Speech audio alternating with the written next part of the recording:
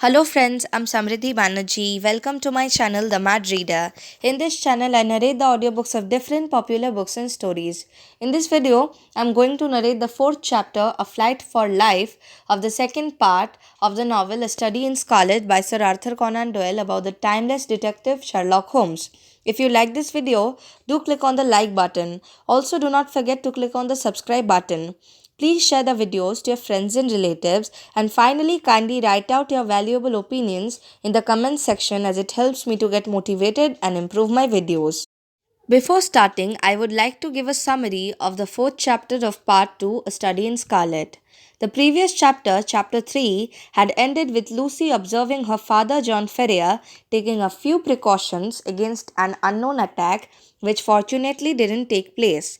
This chapter that I'm about to narrate starts with John Ferrier entrusting a message for Jefferson Hope to one of his friends who was bound for the Nevada mountains on the following day of the prophet's visit. The next day onwards, a mysterious record keeping of John Ferrier's amendment starts. Days left with John Ferrier start appearing on small placards upon the garden gate or railings, sometimes upon the walls and sometimes upon the floors. To know more about it, please listen to the whole audiobook till the end. Chapter 4, A Flight for Life. On the morning which followed his interview with the Mormon prophet, John Ferrier went into Salt Lake City, and having found his acquaintance who was bound for the Nevada mountains, he entrusted him with his message to Jefferson Hope. In it, he told the young man of the imminent danger which threatened them and how necessary it was that he should return. Having done thus, he felt easier in his mind and returned home with a lighter heart. As he approached his farm, he was surprised to see a horse hitched to each of the posts of the gate. Still more surprised was he on entering to find two young men in possession of his sitting room. One with a long pale face was leaning back in the rocking chair with his feet cocked up upon the stove. The other, a bull necked youth with coarse bloated features, was standing in front of the window with his hands in his pocket, whistling a popular hymn. Both of them nodded to Ferrer as he entered, and the one in the rocking chair commenced the conversation. Maybe you don't know us, he said. This here is the son of Elder Drebber, and I am Joseph Stangerson, who travelled with you in the desert when the Lord stretched out his hand and gathered you into the true fold. As he will all the nations in his own good time, said the other in a nasal voice. He grinned it slowly but exceedingly small. John Ferrier bowed coldly. He had guessed who his visitors were. We have come, continued Stangerson, at the advice of our fathers to solicit the hand of your daughter for whichever of us may seem good to you and to her. As I have but 4 wives and brother Drebber here has 7, it appears to me that my claim is the stronger one. Nay, nay, brother Stangerson, cried the other. The question is not how many wives we have, but how many we can keep. My father has now given over his mills to me, and I am the richer man. But my prospects are better, said the other warmly. When the Lord removes my father, I shall have his tanning yard and his leather factory. Then I am your elder, and am higher in the church. It will be for the maiden to decide, rejoined young Drebber, smirking at his own reflection in the glass. We will leave it all to her decision. During this dialogue, John Ferrier had stood fuming in the doorway, hardly able to keep his riding whip from the backs of his two visitors. Look here, he said at last, striding up to them. When my daughter summons you, you can come, but until then I don't want to see your faces again. The two young Mormons stared at him in amazement. In their eyes, this competition between them for the maiden's hand was of the highest of honors both to her and her father. There are 2 ways out of the room, cried Ferrer. There's the door and there's the window. Which do you care to use? His brown face looked so savage and his jaunt hands so threatening that his visitors sprang to their feet and beat a hurried retreat. The old farmer followed them to the door. Let me know when you have settled which it is to be, he said sardonically. You shall smart for this, cried Stangerson, white with rage. You have defied the prophet and the council of 4. You shall rue it to the end of your days. "The hand of the Lord shall be heavy upon you," cried young Ribber. "He will arise and smite you." "Then I'll start the smiting," exclaimed Ferrier furiously, and would have rushed upstairs for his gun had not Lucy seized him by the arm and restrained him. Before he could escape from her, the clatter of the horses' hoofs had told him that they were beyond his reach. "The young canting rascals!" he exclaimed, wiping the perspiration from his forehead. "I would sooner see you in your grave, my girl, than the wife of either of them." "And so would I, father," he answered with spirit. "But Jefferson will soon be here." "Yes, it will not be long before he comes. The sooner the better, for we do not know what their next move will be." It was indeed high time that someone capable of giving advice and help should come to the aid of the sturdy old farmer and his adopted daughter. In the whole history of the settlement, there had never been such a case of rank disobedience to the authority of the elders. If minor errors were punished so sternly, what would be the fate of this arch rebel? Ferrier knew that his wealth and position would be of no avail to him. Others, as well known and as rich as himself, had been spirited away before now and their goods given over to the church. He was a brave man, but he trembled at the vague, shadowy terrors which hung over him. Any known danger he could face with a firm lip, but this suspense was unnerving. He concealed his fears from his daughter, however, and affected to make light of the whole matter, though she, with the keen eye of love, saw plainly that he was ill at ease. He expected that he would receive some message or remonstrance from Young as to his conduct, and he was not mistaken, though it came in an unlooked for manner. Upon rising the next morning, he found to his surprise a small square of paper pinned onto the coverlet of his bed just over his chest. On it was printed in bold, strangling letters, "29 days are given to you for amendment, and then—" The dash was more fire inspiring than any threat could have been. How this warning came into his room puzzled John Ferrier sorely, for his servants slept in an outhouse, and the doors and windows had all been secured.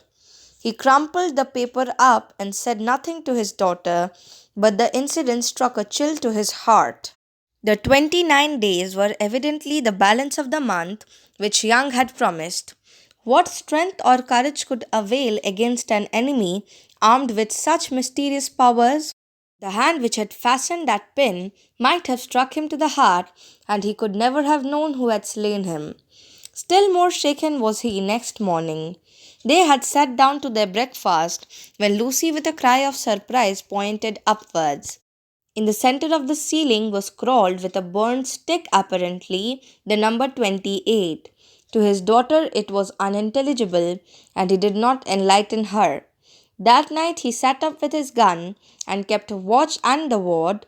He saw and heard nothing, and yet in the morning a great 27 had been painted upon the outside of his door. Thus day followed day, and as sure as morning came, he found that his unseen enemies had kept their register and had marked up in some conspicuous position how many days were still left to him out of the month of grace.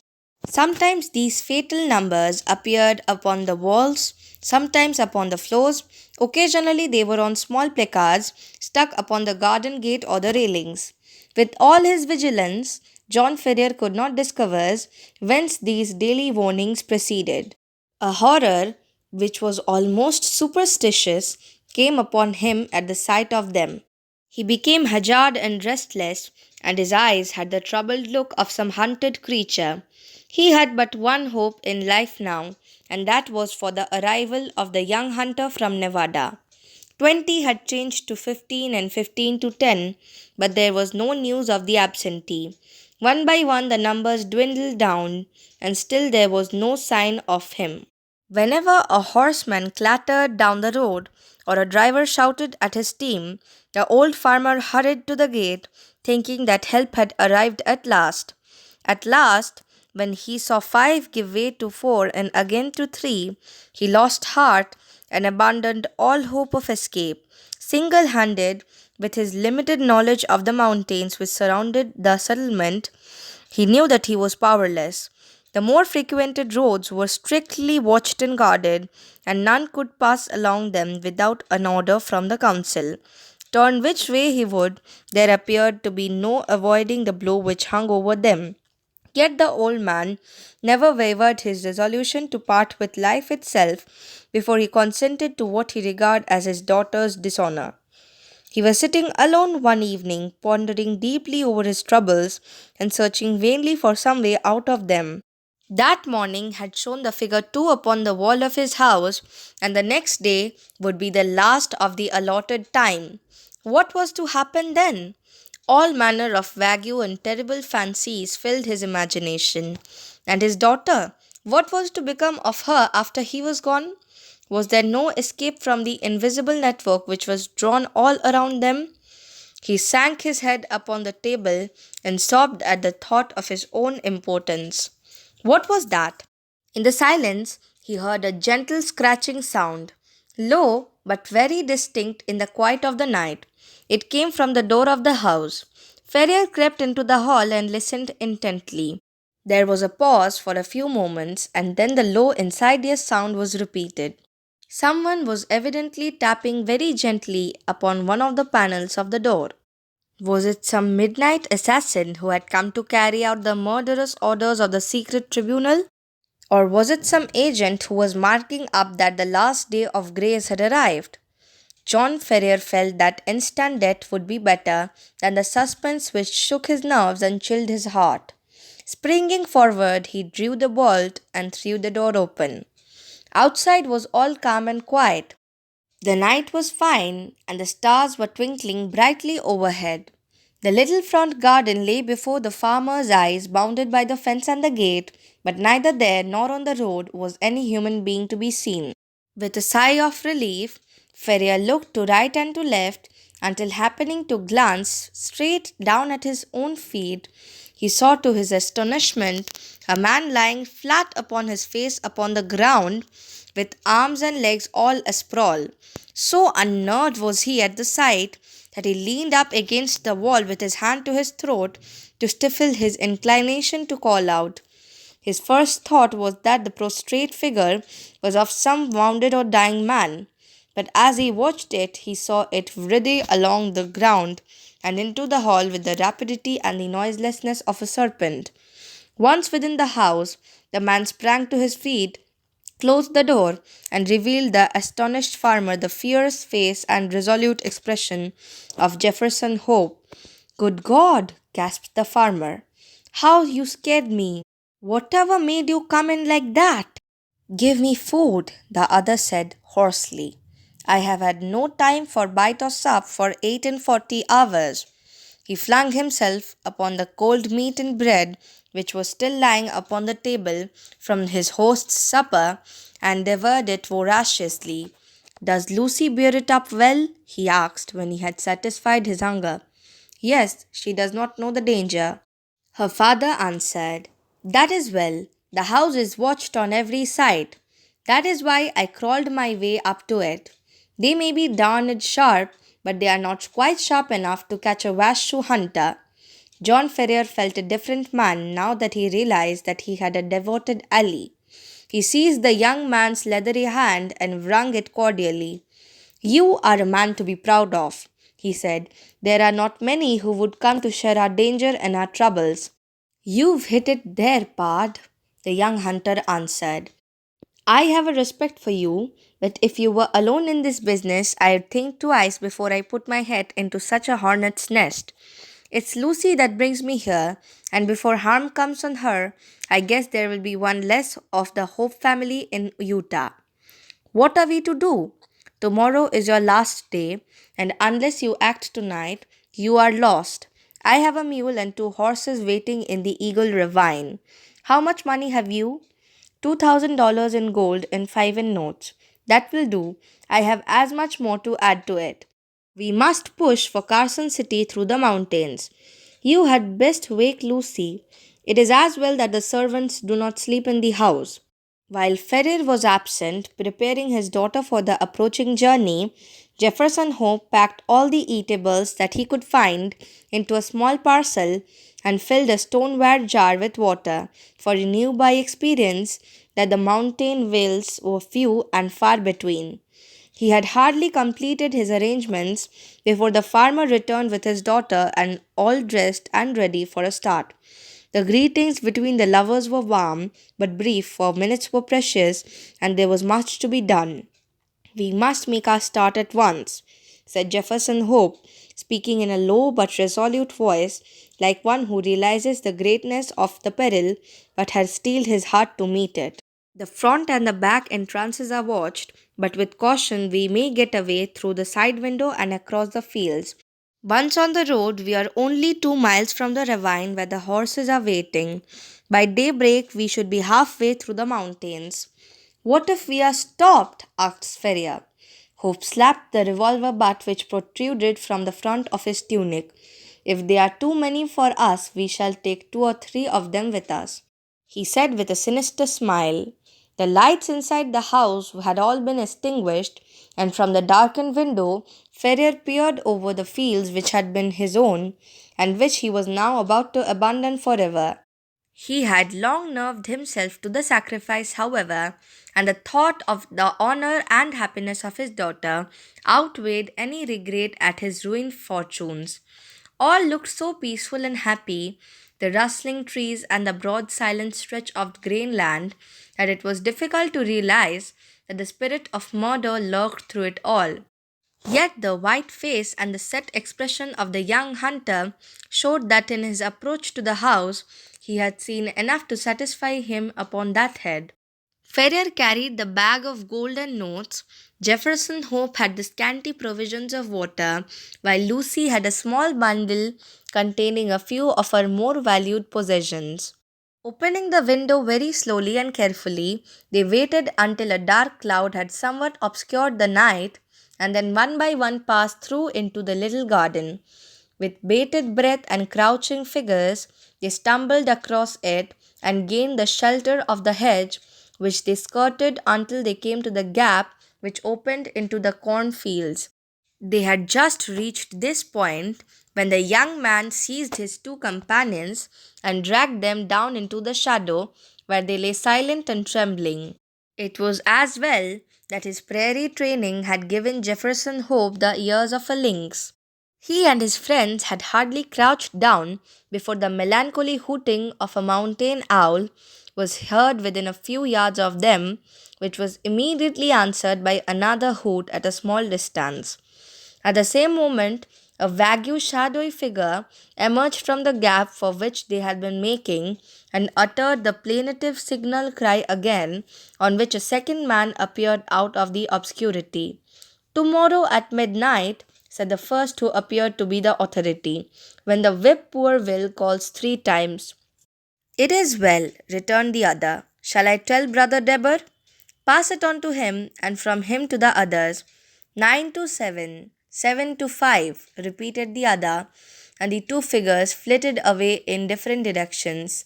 Their concluding words had evidently been some form of sign and countersign. The instant that their footsteps had died away in the distance, Jefferson Hope sprang to his feet and, helping his companions through the gap, led the way across the fields at the top of his speed, supporting and half carrying the girl when her strength appeared to fail her. Hurry on, he gasped from time to time. We are through the line of sentinels. Everything depends on speed. Hurry on.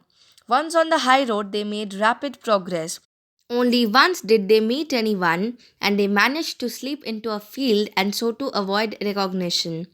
Before reaching the town, the hunter branched away into a rugged and narrow footpath which led to the mountains.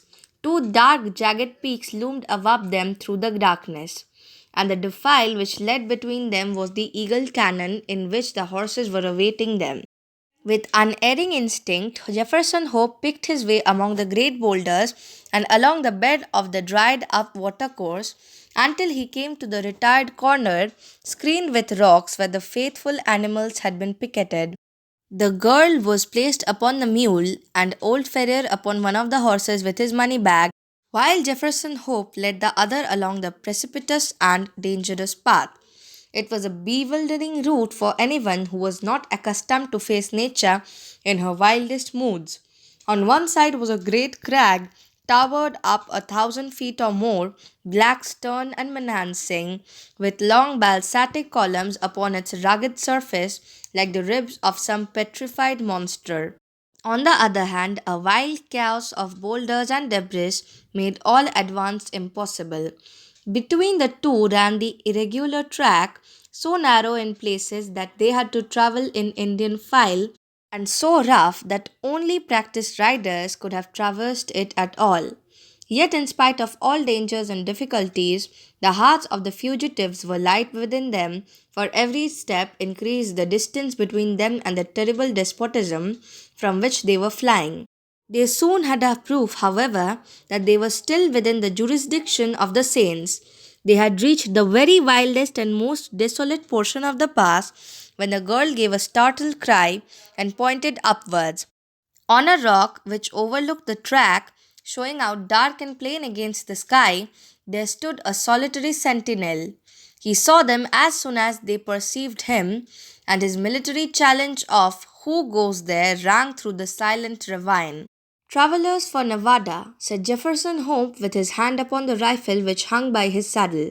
They could see the lonely watcher fingering his gun and peering down at them as if dissatisfied at their reply. "By whose permission?" he asked. "The Holy Four," said Ferrier.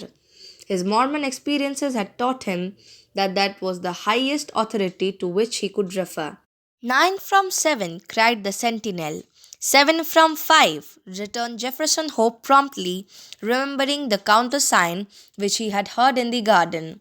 "Pass, and the Lord go with you," said the voice from above. Beyond his post, the path broadened out, and the horses were able to break into a trot. Looking back, they could see the solitary watcher leaning upon his gun, and knew that they had passed the outlying post of the chosen people and that freedom lay out before them. End of chapter 4. Thank you.